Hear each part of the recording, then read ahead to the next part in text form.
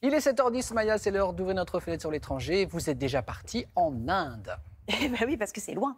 On va retrouver là-bas Lucie Berbet. C'est beau, mais c'est loin. C'est beau, mais c'est loin. Bonjour Lucie Berbet. Ce matin, vous nous emmenez dans le sud de l'Inde. On va embarquer avec vous pour un voyage dans le temps à bord d'un train unique en son genre. Oui, bonjour, effectivement. Ce matin, on vous propose d'embarquer dans un train à vapeur, un train qui date de la fin du XXe siècle et qui traverse les plus beaux reliefs du sud de l'Inde. C'est une ligne historique qui part de la vallée et qui monte jusqu'à plus de 2200 mètres d'altitude. Et elle est devenue aujourd'hui une attraction touristique très populaire en Inde, si populaire que la plupart des billets sont vendus des mois à l'avance. Et pour espérer mettre la main sur un ticket de dernière minute, certains n'hésitent pas à passer la nuit entière à attendre sur le quai de la gare. Alors avec Lorraine Godefroy, on s'est levé très tôt pour être sûr de pouvoir embarquer. Et ça en valait la peine. Je vous propose de regarder notre reportage.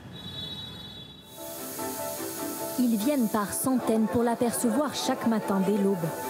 Ce train centenaire crée l'effervescence dans la petite gare de Mettupalayam dans le sud de l'Inde. Tous cherchent à embarquer au plus vite, à peine le temps de le prendre en photo. Le voyage commence. Les 4 wagons poussés par une locomotive à vapeur s'élancent vers le massif des Nilgiri. Sur ce trajet parmi les plus pentus du pays, le train traverse pas moins de 250 ponts et 16 tunnels. Un voyage dépaysant pour se passionner de train. C'est une expérience exceptionnelle. On a passé de nombreux points de vue et des cascades sur le trajet. Depuis tout petit, je rêvais de prendre ce train. Chaque jour, le train met plus de 5 heures à parcourir les 46 km de voie. Un voyage tout en lenteur qui séduit cette adolescente de 14 ans venue en famille. J'aime bien le fait que le train soit lent. La vue est magnifique, ça nous permet de l'observer calmement et d'en profiter pleinement.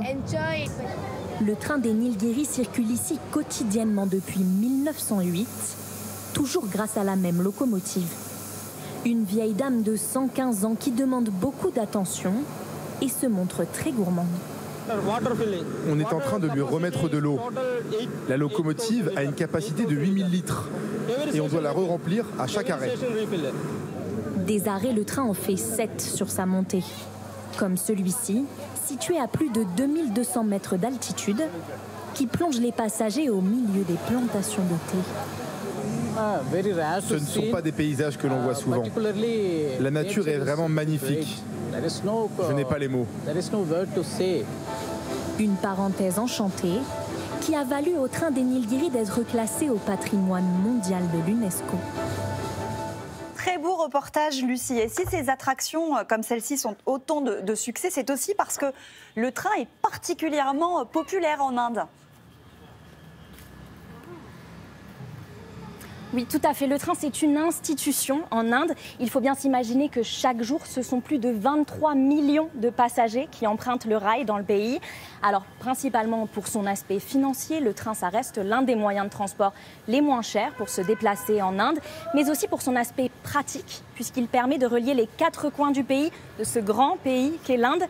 Il faut toutefois se montrer assez patient, puisque s'il est possible de traverser l'Inde du nord au sud en train, il faut quand même compter jusqu'à 3 jours de trajet. Ouf, oui, en effet. Merci beaucoup, Lucie Berbet. Et bonne journée à vous, à New Delhi.